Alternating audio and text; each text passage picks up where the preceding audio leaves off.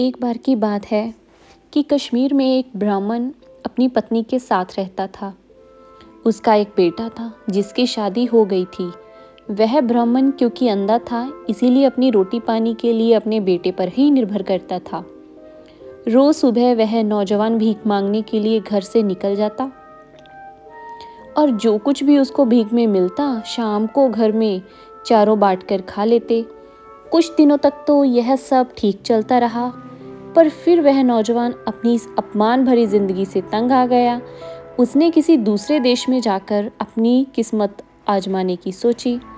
उसने अपनी पत्नी को यह बात बताई और कहा कि वह किसी तरह से कुछ महीने उसकी गैरहाजिरी में घर का काम चला ले। भगवान ने चाहा तो सब कुछ ठीक हो जाएगा। उसने उसको यह भी समझाया कि उसके पीछे उसको मेहनत से काम करना चाहिए ताकि कहीं ऐसा ना हो कि उसके माता पिता नाराज हो जाएं और उसको श्राप दे दें। ऐसा सोचकर एक दिन गठरी में उसने अपने लिए कुछ खाना बांधा और घर से चल दिया। वह कई दिन तक चलता रहा जब तक कि वह बराबर वाले देश के एक बड़े शहर में नहीं पहुंच गया। वहां जाकर उसने एक दुकान पर जाकर भीख मांगी। दुकानदार ने उससे पूछा कि तुम यहाँ कब आए, क्यों आए और तुम्हारी क्या जाति है। ब्राह्मण ने जवाब दिया कि वह ब्राह्मण है और अपने माता पिता और पत्नी के लिए खाना ढूंढने के लिए इधर उधर घूम रहा है। दुकानदार को उसकी कहानी सुनकर दया आ गई, तो उसने उसको सलाह दी कि उस देश के दयालु राजा से जाकर मिले। राजा उसकी कुछ सहायता जरूर कर देंगे। यही नहीं, वे उसके साथ राजा के दरबार तक जाने के लिए भी तैयार हो गया। उसी समय इत्तेफाक से ऐसा हुआ कि राजा को एक ब्राह्मण की जरूरत थी जो उसके सोने के मंदिर की देखभाल कर सके। यह सोने का मंदिर राजा ने हाल ही में बनवाया था और जब उसने यह सुना कि वह ब्राह्मण भला और ईमानदार है तो वह उसको देखकर बहुत ही खुश हुआ। उसने तुरंत ही उस ब्राह्मण को मंदिर का मालिक बना दिया और उसके लिए 50 किलो चावल और 100 रुपये साल के निश्चित कर दिए गए। ब्राह्मण के घर छोड़ने के 2 महीने के बाद भी जब ब्राह्मण की पत्नी उसके बारे में कुछ नहीं सुना तो वह उसकी खोज में निकल पड़ी। खुशकिस्मती से वह भी वहां पहुंच गई जहां वे ब्राह्मण था। वहां जाकर उसने सुना कि रोज सुबह राजा के सोने के मंदिर में एक अशर्फी उसी देश के रहने वाले भिखारी को दी जाती थी। जो भी उसको मांगने वहां जाता था तो अगले दिन ही वह सुबह उसको लेने के लिए सोने के मंदिर में गई तो वहां तो उससे उसका पति मिल गया। उसने अपनी पत्नी से पूछा कि तुम यहाँ क्यों आई हो? तुमने मेरे माता पिता को वहाँ अकेला क्यों छोड़ा? क्या तुमको इस बात की बिल्कुल भी परवाह नहीं कि वे मुझे श्राप दे देंगे और मैं मर जाऊंगा? तुम तुरंत ही वापस घर चली जाओ और वहीं जाकर मेरा इंतज़ार करो। पत्नी बोली, नहीं, मैं खुद को और तुम्हारे माता पिता दोनों को भूख से मरने के लिए देखने के लिए वहाँ वापस नहीं जा सकती। घर में खाने के लिए यह चावल का एक भी दाना नहीं है। ब्राह्मण बोला कि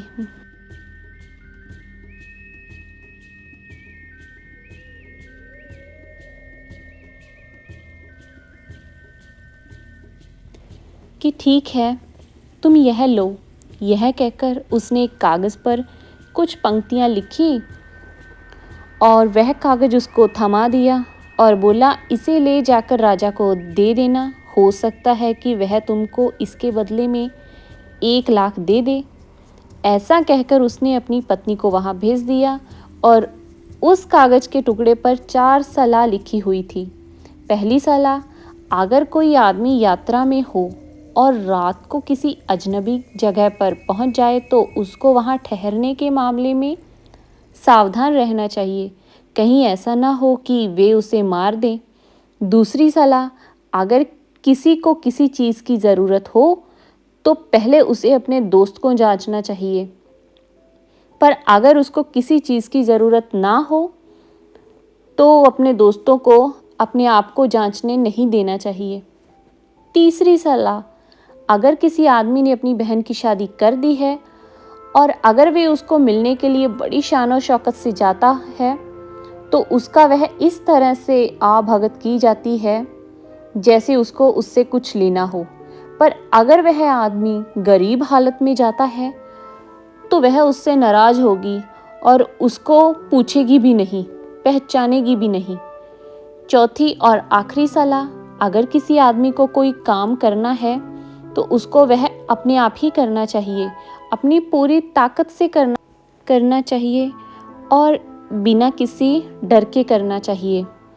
उस कागज़ को लेकर ब्राह्मण की पत्नी अपने घर चली गई।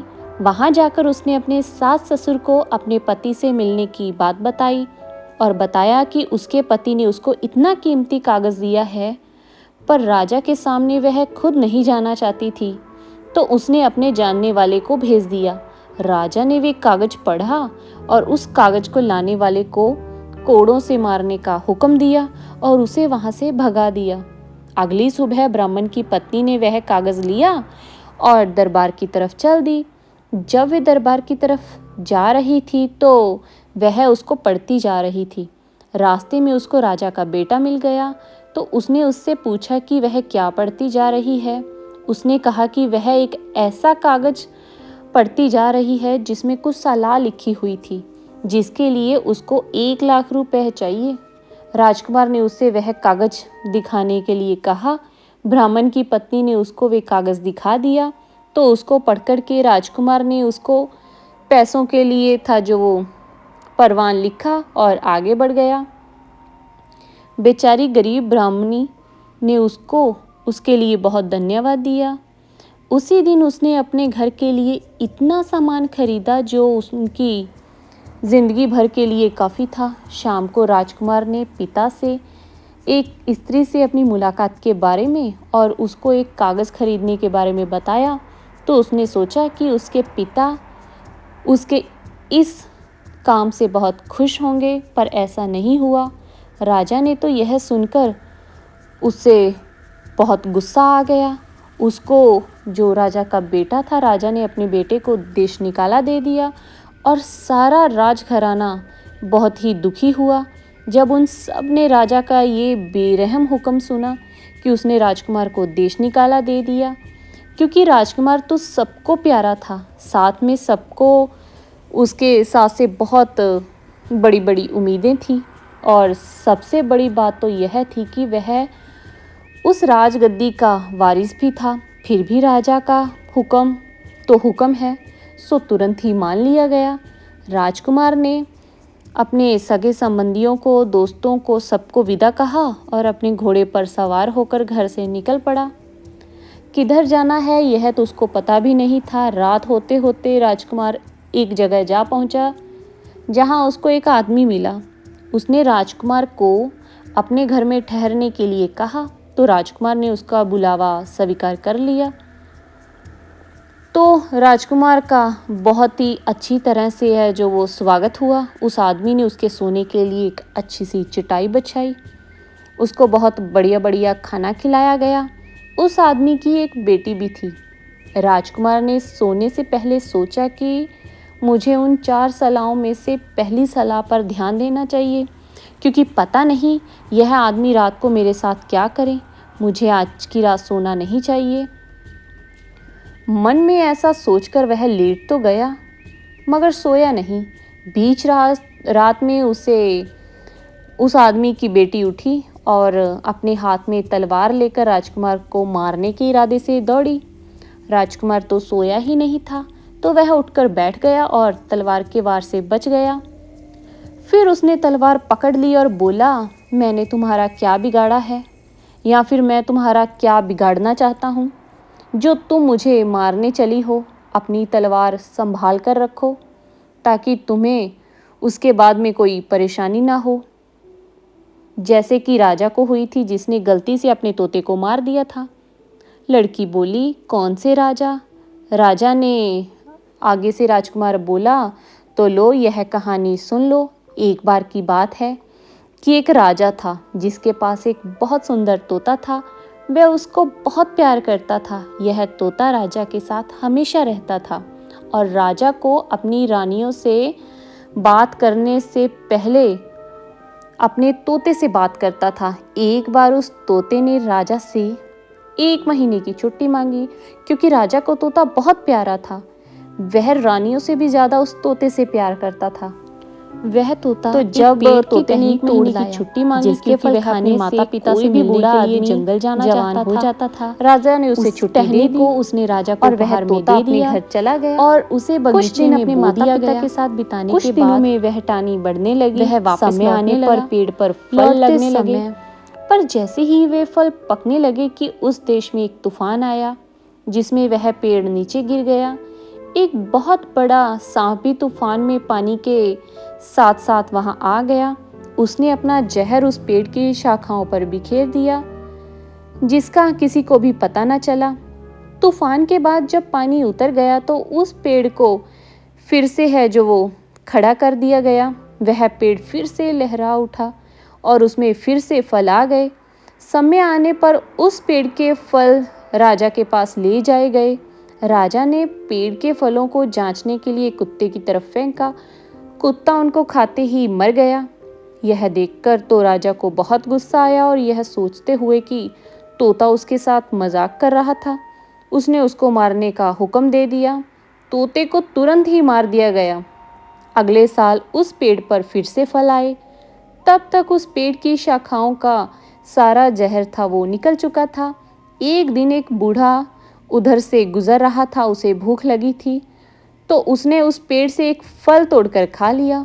उसको खाते ही वह तो जवान हो गया। इस अजीब घटना की खबर उड़ते उड़ते राजा तक पहुंची तो राजा ने अपने एक नौकर को उस पेड़ के फल लाने का हुक्म दिया। उसमें से राजा ने कुछ फल अपने बूढ़े वजीर को दिए। वजीर ने उन्हें जैसे ही खाया तो वह भी उनको खाकर वैसे ही जवान और ताकतवर हो गया जैसा लोगों ने उसको 50 साल पहले देखा था। राजा ने जब ये देखा तो वह अपने तोते के लिए बहुत दुखी हुआ और बहुत पछताया कि उसने अपने तोते को कितनी बेदर्दी से मरवा दिया था। तोता तो उसके लिए कितने अच्छे फल की शाखा लेकर आया था। कहानी सुनकर राजकुमार बोला कि मुझे यकीन है कि तुम मेरे साथ ऐसा नहीं करोगी। लड़की बोली, नहीं, मैं तो तुम्हारे साथ ऐसा नहीं करूँगी। जब तक राजकुमार ने अपनी कहानी ख़त्म की तब तक सुबह हो चुकी थी और घर के बाकी लोग जाग गए। इस तरह उस दिन राजकुमार की जान बच गई। इसके तुरंत बाद ही सुबह को राजकुमार वहाँ से जाने लगा, पर मकान मालिक ने उसको रोक लिया और उसको एक दिन और रुक जाने के लिए कहा कि वे अगले दिन यहाँ से चला जाए। तो उस दिन राजकुमार फिर से वहीं रुक गया। पिछले दिन की तरह ही उस दिन भी राजकुमार की खूब शान और शौकत से खातिरदारी की गई।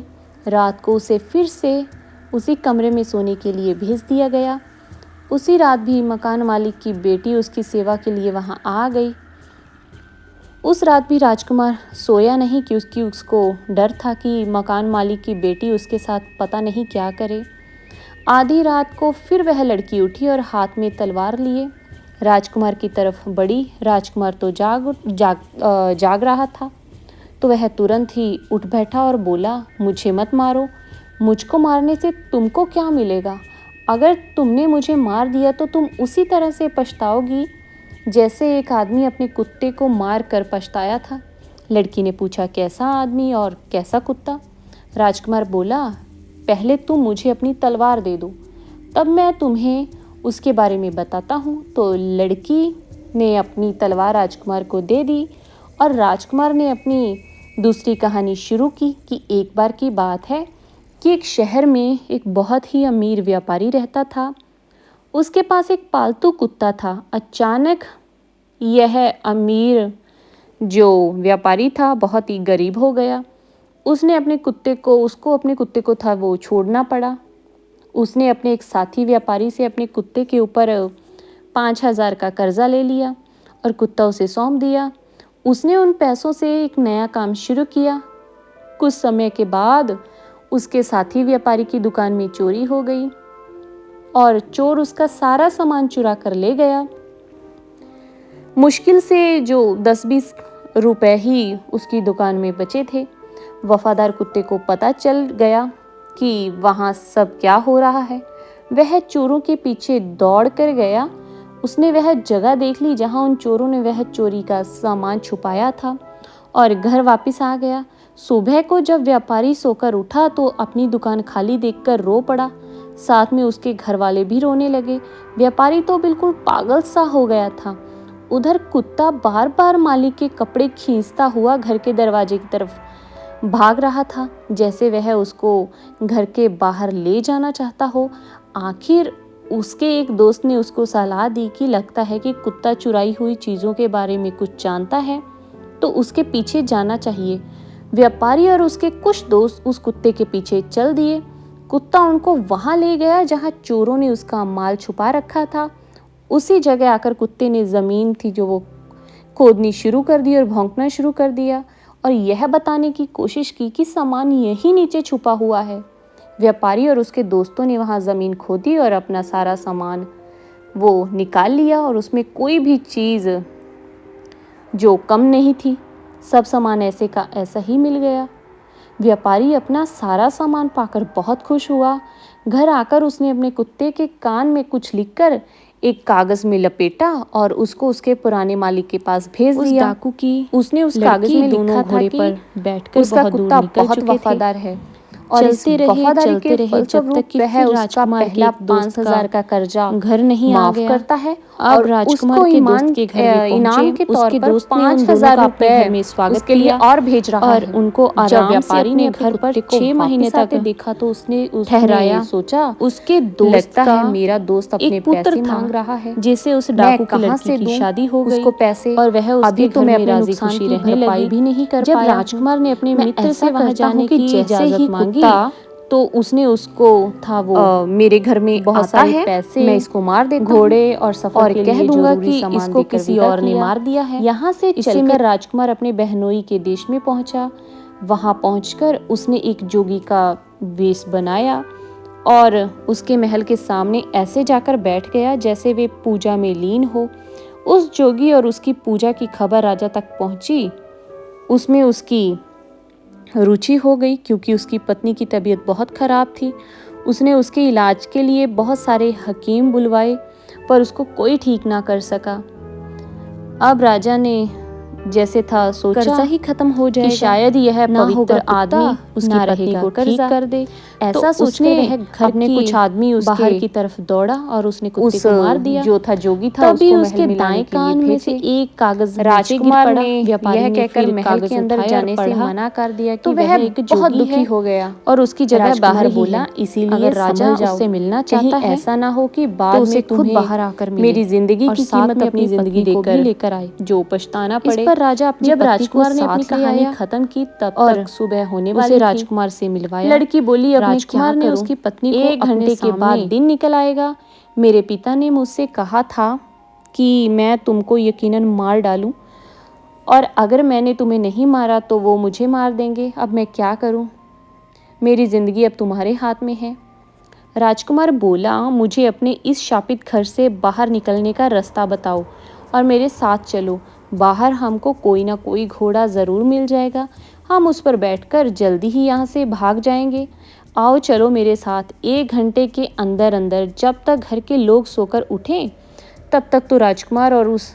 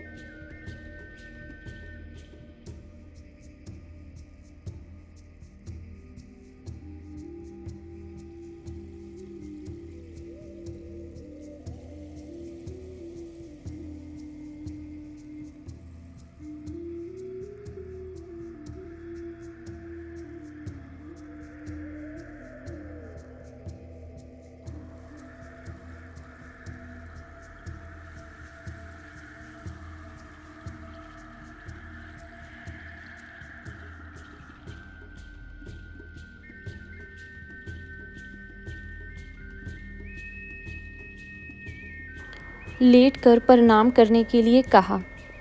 जब उसको इस हालत में लेटे हुए 3 घंटे हो गए तो उसने उससे उठने के लिए कहा और चलने के लिए कहा। क्योंकि अब वे ठीक हो चुकी थी, रानी चली गई। अब पूरे महल में शाम को बहुत हल्ला गुल्ला मच गया, क्योंकि रानी की मोती की माला खो गई थी और किसी को उसका पता नहीं था। काफ़ी देर के बाद कुछ लोग वहाँ गए जहाँ रानी जोगी के सामने लेटकर उसको प्रणाम किया था। वह माला वहीं पड़ी मिल गई। जब राजा ने यह सुना तो वे बहुत नाराज़ हुए और उसने जोगी को फांसी की थी, जो वो सज़ा का हुक्म दे दिया। इस शाही हुक्म को मानने से पहले ही राजकुमार ने उसको फांसी देने वाले आदमियों को पैसे दे दिए और वह देश छोड़कर भाग गया। देश से बाहर निकलने के बाद उसने अपने कपड़े पहन लिए। एक दिन जब वह अपने कपड़े पहने घूम रहा था तो उसने देखा कि एक कुम्हार अपनी पत्नी और बच्चों के साथ एक बार हंस लेता था और फिर रो लेता था। उसने उससे पूछा, अरे यह क्या बात है कि आप एक बार हंसते हैं तो दूसरी बार रोते हैं? अगर आपको हंसना है तो हंसो और रोना है तो रो। कुमार बोला कि मुझे परेशान मत करो, तुम्हें इस बात से क्या लेना देना कि मैं क्या करता हूँ। राजकुमार बोला, माफ़ कीजिए, मैं इसकी वजह जानना चाहता हूँ, अगर आपको कोई एतराज़ ना हो तो। इस पर कुम्हार बोला कि बात यह है कि इस देश के राजा की एक बेटी है, जिसके राजा को रोज अपनी बेटी की शादी करनी पड़ती है, क्योंकि रोज उसका पति उसके साथ रहने पर मर जाता है। इस तरह इस देश के सारे जवान लड़के मारे गए हैं। अब हमारे बेटे की बारी भी जल्दी आने वाली है। हम इस अजीब सी बात पर हंसते हैं कि एक कुम्हार के बेटे की शादी एक राजकुमारी से होगी और इस शादी के भयानक परिणाम को सोचकर रोते हैं। हमारी समझ में नहीं आ रहा कि हम क्या करें। राजकुमार सोचते हुए बोला कि यह तो हंसने रोने की बात है ही नहीं। अब आप रो नहीं, आपके बेटे की जगह मैं लूँगा। उसकी जगह मेरी शादी उस राजकुमारी से हो जाएगी। बस मुझे उस मौके के लिए ठीक से कपड़े बनवा दीजिए। कुम्हार ने उसको बढ़िया से कपड़े बनवा कर दे दिए, कुछ गहने बनवा दिए और शादी के लिए महल भेज दिया। रात को उस राजकुमारी के कमरे में भेज दिया गया। राजकुमार ने सोचा कि यह तो बड़ी भयानक घड़ी है, क्या मैं भी दूसरे नौजवानों की तरह मारा जाऊंगा? उसने अपनी तलवार कसकर अपनी मुट्ठी में कर ली और इस इरादे से कि अपने बिस्तर पर लेट गया कि आज की रात वह सोएगा नहीं और देखेगा कि क्या होता है। वह चारों तरफ देखता रहा। बीच रात में उसने देखा कि राजकुमारी के नथुनों से 2 सांप निकले और उसकी तरफ उसको मारने के लिए बढ़े, जैसे शायद उन्होंने पहले कुछ नौजवानों को मारा होगा। पर यह राजकुमार तो तैयार था। उसने अपनी तलवार कसकर पकड़ ली। जैसे ही वे उसके बिस्तर पर आए तो उसने अपनी तलवार से उन दोनों को काट दिया। सुबह को राजा राजकुमार की खोज खबर लेने के लिए आया तो यह देखकर बड़ा आश्चर्यचकित हुआ कि यह नौजवान तो जिंदा है और उसकी बेटी से बातें कर रहा था। उसने सोचा होगा कि यह जरूर ही मेरी बेटी का पति होगा, क्योंकि वह उसके साथ रह सकता है। राजा कमरे में घुसा और उससे पूछा कि तुम कहाँ से आए हो और तुम हो कौन? राजकुमार बोला, मैं इस देश के राजा का बेटा हूँ। जब राजा ने यह सुना तो वह बहुत खुश हुआ और उसने अपने महल में उसे रख लिया। राजकुमार राजा के पास 1 साल से ज्यादा रहा। फिर उसने अपने देश जाने की इजाज़त मांगी तो राजा ने उसको तुरंत दे दी। राजा ने उसको उसके पिता के लिए भेंट में हाथी, घोड़े, जवाहरात और बहुत सारे पैसे देकर उसे विदा किया। राजकुमार चल दिया। कुछ दिनों बाद वह अपने राजमहल पहुंच गया और उसने अपने माता पिता को अपने आने की खबर दी। तब राजकुमार ने राजा को अपनी सारी कहानी सुनाई और बताया कि किस प्रकार वह उस ब्राह्मणी की सलाह मानकर कितनी बार बचा। राजा और रानी ने अपनी पुत्र वधू को आशीर्वाद दिया और उनका अपने महल में बहुत अच्छे से स्वागत किया।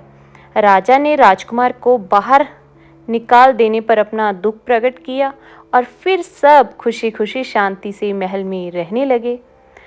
तो दर्शकों, आपको कैसी लगी कहानी? अगर आपको ये कहानी अच्छी लगी तो इस कहानी को अपने दोस्तों के साथ, अपने परिवार के साथ ज़्यादा से ज़्यादा शेयर कीजिए और हमारे चैनल छाप को सब्सक्राइब कीजिए ताकि आगे भी हम आप लोगों के लिए और अच्छी अच्छी कहानियाँ लेकर आते रहें। धन्यवाद।